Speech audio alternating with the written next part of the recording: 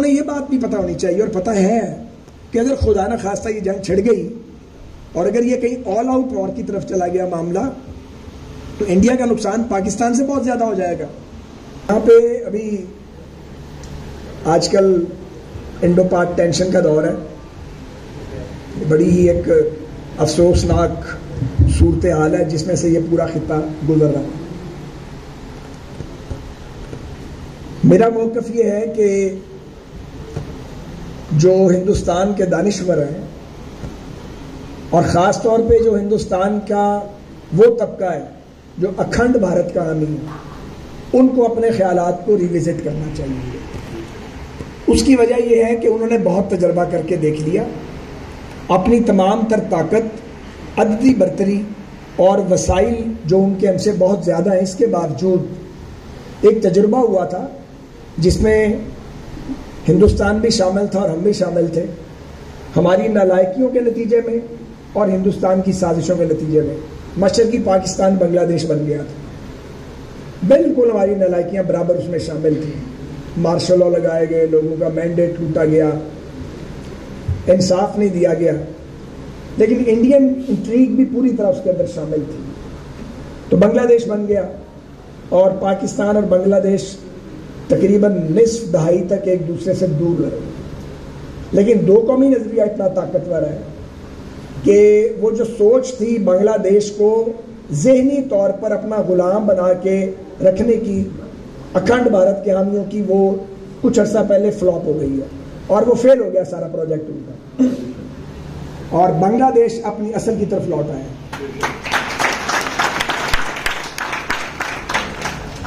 इसी तरह कश्मीर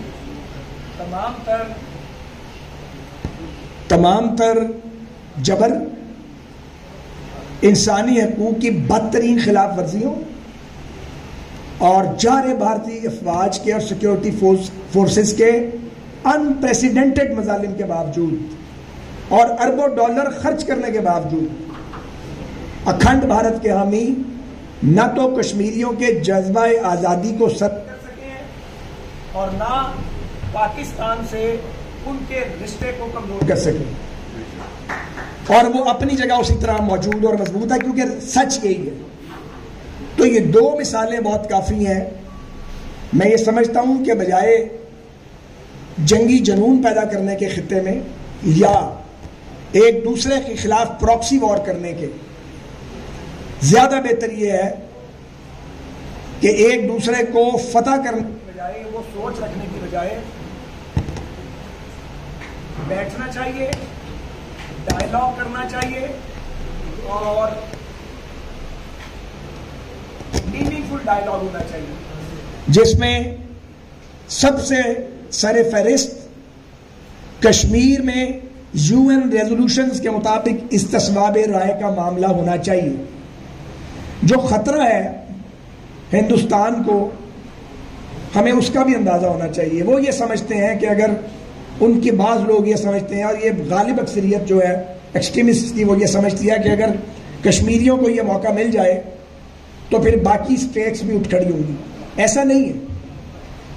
कश्मीर की जो डिसीजन है कि वो किसके साथ जाएगा, ये तो तकसीम बर्रे सगीर का इनकम्प्लीट एजेंडा है और इस पर इंडियन लीडरशिप की, टॉप लीडरशिप की गारंटी से आज़ादी चाहती है। लेकिन जब तक इस मसले के ऊपर उनको इस्तिस्बाब राय का और अपनी किस्मत का फैसला करने का हक नहीं मिलता, ये खित्ता फ्लैश पॉइंट बना रहेगा। इसका इदराक बहरहाल भारत को करना है। पाकिस्तान तो इसका हामी है और भारत के दानिश्वरों को ये बात भी और उनके हुक्मरान तबकात को समझ लेनी चाहिए कि पाकिस्तान से इंगेज करके वो हमारा नुकसान कम करते हैं और अपना ज़्यादा करते हैं, क्योंकि दुनिया का आबादी के लिहाज से सबसे बड़ा मुल्क बन चुका है। उनकी इकॉनमी मल्टाइल टाइम ज़्यादा है हमसे, बहुत बड़ी इकॉनमी है उनकी, लेकिन अपने से 6 गुना आबादी में छोटे और वसाइल में कई गुना छोटे मुल्क के साथ इंगेज करके वो सुपर पावर्स में या रीजनल पावर्स में शामिल होने की अपॉर्चुनिटी को लूज कर रहे हैं। उनको ये बात भी पता होनी चाहिए कि हम एटम बॉम्ब तो बना चुके थे, उसका धमाका नहीं कर सकते थे, अगर इंडियन मेहरबानी ना करते और वो न्यूक्लियर एक्सप्लोजन ना करते, तभी पाकिस्तान को मौका मिला कि वो भी अपना आप जो है उसको ओपन कर दे। बॉम्ब तो बन गया हुआ था, लेकिन उसका धमाका करना जो था वो पूरी दुनिया से एक झगड़ा लेने के मुतरादिफ था। वो झगड़ा लिया भी गया, लेकिन उसमें बहुत बड़ा फैक्टर ये था कि इंडिया ने ये कर दिया था और पाकिस्तान को रोकना आसान नहीं था। तो इंडियन लीडरशिप को ये सोचना चाहिए कि आए रोज इस तरह के वाकयात पे वो पाकिस्तान को मतून करते हैं किसी सबूत के बगैर। अगली बात यह है कि पहलगाम अटैक का बेनिफिशियरी कौन है। मैं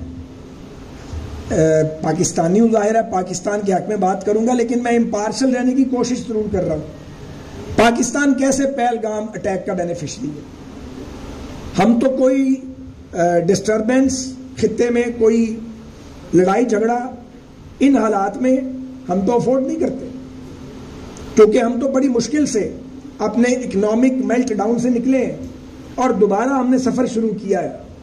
तो पाकिस्तान तो नहीं चाहता कि खित्ते में लड़ाई हो और दोनों तरफ खून बहे, लेकिन इंडियन लीडरशिप को वो पॉलिटिकल लीडरशिप, ज़ाहिर है वहाँ पे पॉलिटिकल लीडरशिप की कमांड ज़्यादा है, गिरफ्त उनकी ज़्यादा है।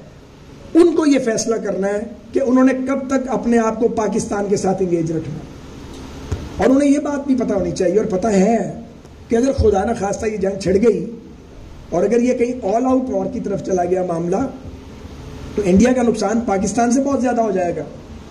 मैं इसकी तफसील में नहीं जाना चाहता, क्योंकि वो फिर ये तासुर दिया जाता है कि पाकिस्तान के सियासतदान और पाकिस्तान के जो नुमाइंदे हैं लोगों के, वो शायद जंग चाहते हैं। हम जंग बिल्कुल नहीं चाहते और हमें खौफ भी कोई नहीं है, क्योंकि हम तो खुदाए वाहिद के मानने वाले हैं, जहाद पे यकीन रखते हैं। और ये यकीन है हमें कि हमें तो अगर इस तरह मौत आएगी तो शहादत की मौत है। लेकिन मैं ये ज़रूर कहूँगा कि पाकिस्तान ने इस क्राइसिस में अपने आप को ठीक तरीके से कंडक्ट किया है।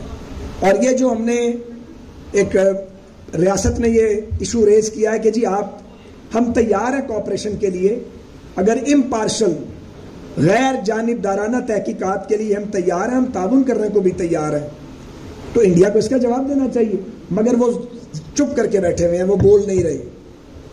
अल्लाह ताला खैर करेगा और खित्ते से जंग के बादल जो हैं वो ख़त्म होंगे इंशाअल्लाह ताला। काफ़ी इंटरनेशनल कम्युनिटी भी अब इसमें इन्वॉल्व हो गई है।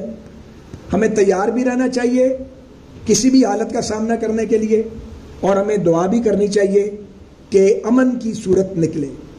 और अमन का रास्ता ही असल रास्ता है। ये रीजन दुनिया का खुशहाल तरीन खिता बन सकता है अगर ये मसला कश्मीर का एक मुनसिफाना हल निकले। हम पानी के वसाइल को इंसानी बुनियादों पर हम उसको एड्रेस करें। सियाचिन और सर क्रेक का मसला भी हल हो सकता है, लेकिन बातचीत से होगा, जंगों से ये मसाइल हल नहीं होते। आखिरी बात अभी खालिद कादरी साहब ने पंजाब की। मैंने सारी जिंदगी सूबे की बात नहीं की, ना किसी फिरके की बात की है। हमारी ट्रेनिंग ही नहीं है ये। हमारी तो ट्रेनिंग है, पहले हम मुसलमान हैं, फिर पाकिस्तानी हैं, उसके बाद होंगे जो भी होंगे। लेकिन कुछ अर्सा से मैं ये बात कर रहा हूँ, उसकी वजूहात है। उसकी वजूहात ये है कि जो मार्शल लॉ लगे हैं पाकिस्तान में, उन्होंने हमारे माशरे को, हमारे सोशल फैब्रिक को तबाह किया है। मार्शल लॉ का जो माइंड सेट है, इसके साथ मुल्क नहीं चल सकता।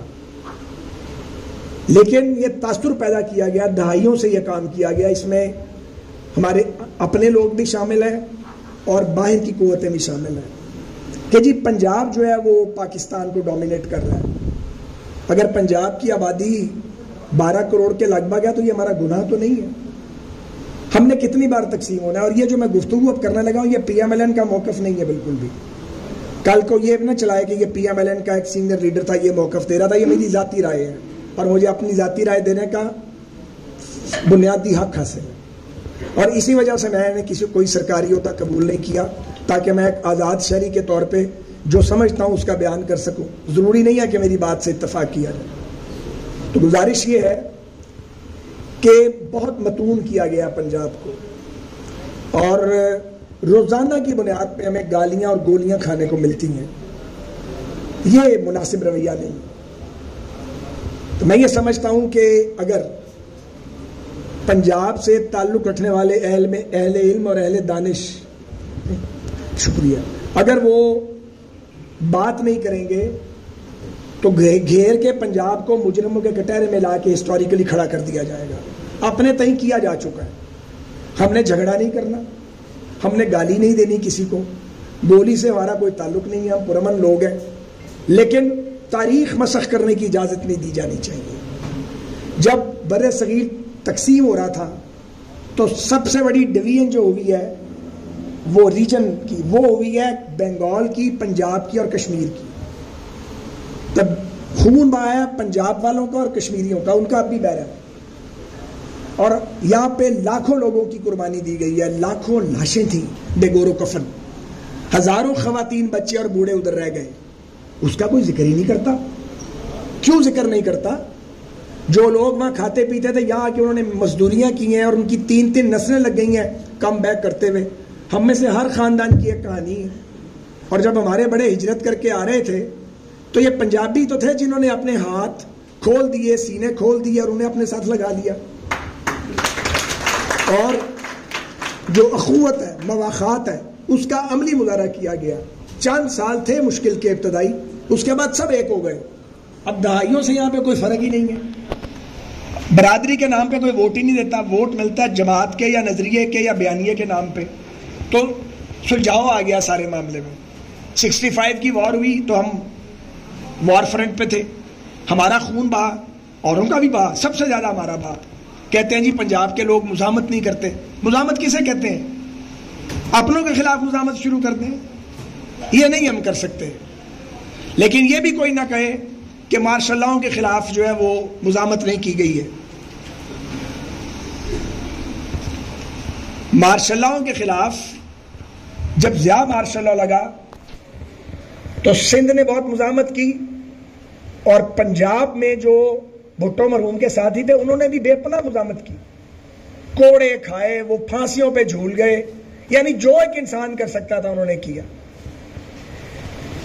तो इसी तरह जब जनरल मुशर्रफ का मार्शल लॉ लगा तो सबसे ज्यादा जो रेजिस्टेंस थी वो पंजाब से की गई। और जब अयूब खान का मार्शल लॉ लगा था तो अयूब खान के खिलाफ जो तहरीक चली थी उसमें तो बंगाली भी शामिल थे, पंजाबी भी शामिल थे और कराची वाले भी शामिल थे। मैं यही शामिल थे जिनका मैं नाम ले रहा हूं। इन्होंने टफ टाइम दिया था उसको, अयूब खान की आमरीत को। तो ये रोज ताने देना, रोज इस तरह की बातें करना बहुत तकलीफ देता है। या वहां से सरकार के पंजाबी मजदूरों के, खास तौर पे जो साउथ पंजाब के लेबरर्स हैं, वो भेजे जाते हैं। तो हम उनसे पूछना चाहते हैं कि क्या ये मजदूर पॉलिसी मेकर्स हैं? इन बेचारों का फैसलों से क्या ताल्लुक है? आप सिविलियंस पे हमले कर देते हैं, उनकी गर्दनें काट देते हैं, कभी आप ट्रेन पे अटैक कर देते हैं, कभी आप ट्रेन की पटरी उखाड़ देते हैं और कहते हैं कि जी हम बलूचिस्तान में कोई आज़ादी की तहरीक चला रहे हैं। नहीं, ये बलोचों को गुलाम बनाने की तहरीक है। ये साजिश है कि पाकिस्तान खुदा न खास्ता डिसइंटीग्रेट हो और छोटी छोटी सैटेलाइट स्टेट्स बन जाएं ताकि किसी का सामना करने के काबिल ना रहे। तो एक तो हमें इसलिए पंजाब का मुकदमा लड़ना है कि जनाब पंजाब के साथ भी बहुत ज्यादती हुई है। दरअसल सच ये है कि पंजाब का आम आदमी है या बलूचिस्तान का, सिंध का है या कश्मीर का या केपीके का, ये मजलूम एक तरफ है और पाकिस्तान के हुक्मरान तबकात जुल्म करने वाले और नाइंसाफी करने वाले दूसरी तरफ। उनमें जर्नैल भी शामिल है, उनमें जज भी शामिल है, उनमें खैर से मेरी बरादरी पूरी तरह शामिल है, जो कभी इधर चले जाते हैं और कभी उधर चले जाते हैं, एक जगह हम खड़े ही नहीं होते। तो उसके बाद माजरत के साथ वो उलमा शामिल है जो फिरका वारियत को हवा देते हैं। फिर वो अहले कलम है जो बिक जाते हैं और हर आने वाले को अमीरुल मोमिनीन करार देना शुरू कर देते हैं, और जब जाता है तो उसको गालियां देना शुरू कर देते हैं। तो असल तो ये लोग हैं जिन्होंने इस मुल्क के साथ नाइंसाफी की है।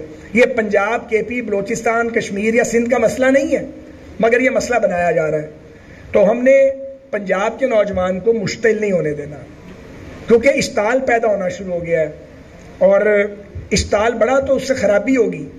ये याद रखें पंजाब के नौजवान कि दुश्मन का टारगेट ये है कि खुदा न खास्ता यहाँ पे सूबे के नाम पे लड़ाई और फसाद हो। ये हमने नहीं होने देना। और हमें अपने दिलों को उसी तरह कुशादा रखना है। और इस पंजाब की सरजमीन जो है ये सब की सरजमीन है, सब आए रहें, खाएं पिएं, खुशी से आबाद रहें अपनी फैमिलीज के साथ। लेकिन हम अपनी बात अब करते रहेंगे। पहले हम बात नहीं करते थे, शर्मा जाते थे या मसलतन बात नहीं करते थे। अब अगर बात नहीं की तो मुझे ये लगता है बतौर एक सियासी कारकुन के कि फिर हम गलती कर जाएंगे बहुत बड़ी। हमारे बाद आने वाले शायद उसकी तलाफी ना कर सकें, क्योंकि पुलों के नीचे से बहुत पानी गुजर गया होगा। सो यहाँ पे जैसे पिछले पानी की बात हो रही थी कि जी हम नहरें नहीं निकालने देंगे। भाईजान नहरें क्यों नहीं निकालने देंगे? 91 का वाटर रिकॉर्ड मौजूद है। पहले आपने कालाबाग डैम नहीं बनने दिया और कालाबाग डैम को पॉलिटिसाइज कर दिया गया। इसलिए मैंने आपको कहा था कि ये मेरा जाती मौकफ है, ताकि कोई और यहाँ पे फायरवर्क्स ना शुरू हो जाए इसके बाद। तो कालाबाग डैम जिन्होंने नहीं बनने दिया उन्होंने ज्यादती की है, अपने साथ भी ज्यादती की है। सिर्फ पंजाब के साथ ज्यादती नहीं की, अपने साथ भी ज्यादती की है। आज रो रहे हैं जी कि बिजली बड़ी महंगी है, तो बिजली तो महंगी होनी थी। जब आप हाइडल पावर करने ही नहीं देंगे और रोना शुरू कर देंगे और पॉलिटिसाइज कर देंगे चीजों को, तो फिर हाइडल पावर कहां से आएगा आपके पास? ये दुरुस्त है कि दरियाए सिंध का डेल्टा जो है उसको प्रोटेक्ट होना चाहिए ताकि समंदर ऊपर की तरफ ना आए, पर बैठ के बात करनी पड़ेगी ना। धरने देने से, जुलूस निकालने से या रास्ते बंद कर देने से या लोगों का अरबों रुपए का आपने नुकसान कर दिया धरने देके, ये कोई तरीकाकार नहीं है। बिल्कुल हम इसकी हमायत नहीं करते हैं। ठीक है, हुकूमत ने बैठ के काउंसिल ऑफ कॉमन इंटरेस्ट में ये बात की है, अच्छी बात है, पहले कर लेनी चाहिए थी, बजाय इतनी ताखीर हुई पहले हो जानी चाहिए थी ये बात। इसी तरह जो चोलिस्तान कनाल का मामला है उसके ऊपर सवालिया निशान सिर्फ सिंध में नहीं है, पंजाब के अंदर भी है। उस पर बात होनी चाहिए यहाँ पे कि पहले ग्रेटर थल कैनाल ने बनना है या पहले चोलिस्तान कैनाल ने बनना है। और दूसरी बात यह भी कि कौन सा इलाका ज्यादा फर्टाइल है, जिसकी सॉइल ज्यादा ऐसी है कि जल्दी वहां पे पानी होगा तो ग्रीनरी जो है वो डेवलप होगी। तो अगर ये बहस ही नहीं होगी और ये फैसले हो जाएंगे तो फिर सवालात भी उठेंगे और फिर इस तरीके से इंतशार पैदा होगा। सो जो हुआ है ये दोबारा नहीं होना चाहिए। और जिस किसी की भी हुकूमत है, जिम्मेदारी ये हुकूमतों की होती है कि वो चीज़ों को लेके चलें, वो मेरी जमात की हुकूमत हो या किसी और जमात की हुकूमत हो, क्योंकि सियासतदानों को ये समझ आ जाना चाहिए। और अगर नहीं आया तो अफसोस है कि तारीख में उन्हीं का नाम लिखा जाएगा, भले वो सुनहरे हरूफ से लिखा जाए या काले हरूफ से लिखा जाए, चूंकि अल्टीमेटली जिम्मेदारी उनके ऊपर आएगी, तारीख उन्हीं पर जिम्मेदारी आयद करेगी। सो आज पाकिस्तान में, मैं अपनी बात को समेटता हूँ, बड़ी लंबी हो गई है, ज़रूरत इस अमर की है कि ये जो पॉलिटिकल टेम्परेचर बढ़ गया इसको किसी तरीके से कम किया जाए। और मेरी बात अच्छी लगे या बुरी, बाज़ लोगों को बहुत बुरी लगती है, पर मैं ये समझता हूँ कि एक दूसरे को माफ़ करने की हिम्मत होनी चाहिए। ये अगर निज़ाम चलता रहा, मैंने आपने मुझसे जुल्म किया, फिर मैंने आपसे जुल्म किया, फिर आपका मैंडेट मैंने ले लिया, मेरा मैंडेट आपने ले लिया, ये कहीं फुल स्टॉप लगना चाहिए। बहुत तमाशा हो गया इस मुल्क के साथ, लोग तंग आए हुए हैं।